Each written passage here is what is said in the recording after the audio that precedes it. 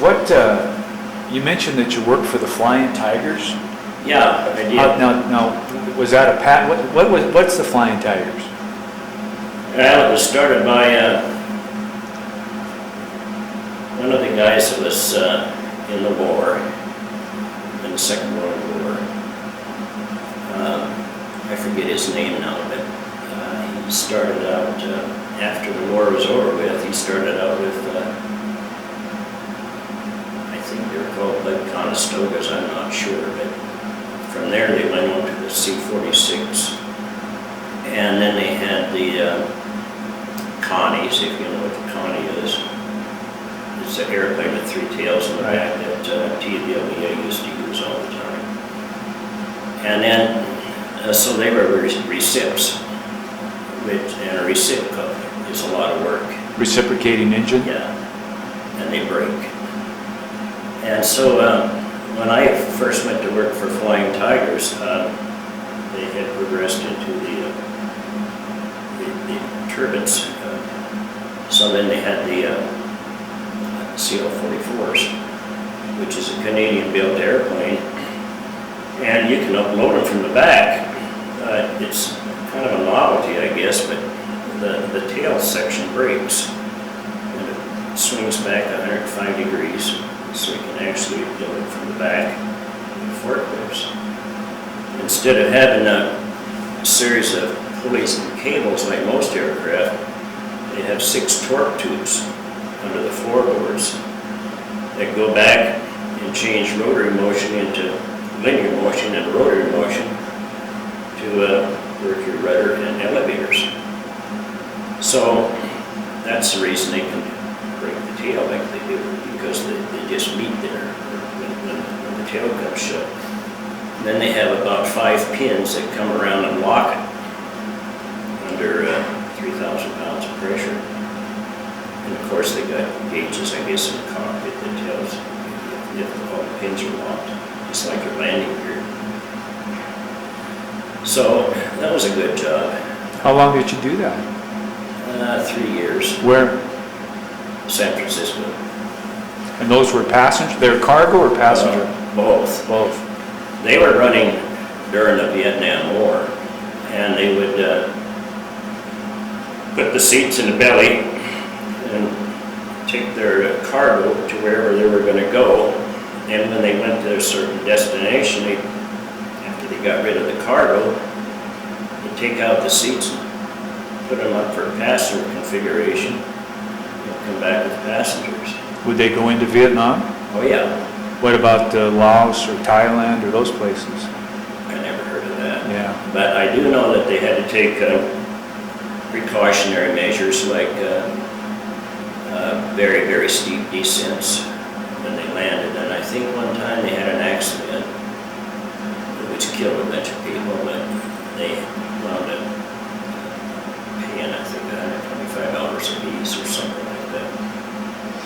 And then how did you get with the Flying Tigers? How did that happen? Well, I had an A&P license at that time, so I was a mechanic.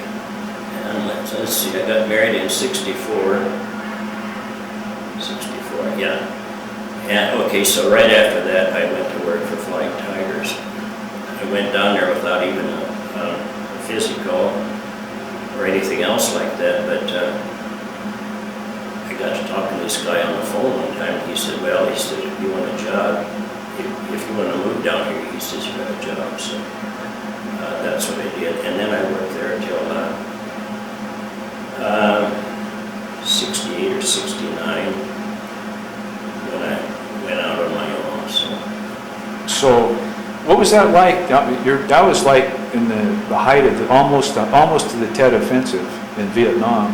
Did you feel like it was part of the war effort, the Flying Tiger thing? Or? Yeah, I did. Tet Offensive was in 68.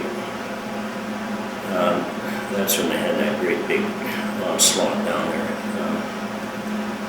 Yeah, I felt that they were doing their job, you know, and it was I don't know if I ever really believed in Vietnam, which proved I was right. Well, did they bring back like bodies from Vietnam and that kind of stuff? Or Flying Tigers didn't, but Slick did, Who's Slick? another airlines competitor. Yeah, and they also had CL-44s, and you could actually smell the embalming fluid in the bellies when they, they pulled out these bodies. So that was, what does Slick stand for? Do you know what that is? South, No, okay. I don't have any idea. Yeah, so, let's see, that was in 67, 66. Well, 63 is when we put advisors in there. And I think Kennedy was talking to that deal too, but that's another story. Did you ever run into other jumpers during that part of your life? No, People that have been in the smoke I jumpers? never did. Yeah. And I don't know where the idea of smoke jumping ever entered my mind, except I've always wanted to do it, I guess. So like I said in my letter, I've done everything I wanted to with an airplane. Commercial, general aviation out here at the airport with Jerry. And, but I found out that you got to know a lot more general aviation than you do working for the airlines, because there's so many things to trip you up. Yeah. And general aviation, they're owned by private people, and they're very, very fussy. Whereas with the airlines, they just want to make a profit. And they got to go by what they call an MEL, or a minimum equipment list. And things don't always have to work on an airplane if you're flying domestic. But if you go across a pond, everything has to work. So, yeah. I didn't really enjoy general aviation. If I would have stuck with it a while longer, there's just 1,000 things that trip you up in general aviation, and they don't always follow FAA rules either.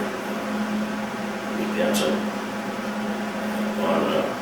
what you know and on your experience. Like on the brakes, they're made out of aluminum. So when you put brake pucks in, you're supposed to use 65 inch-pounds of torque.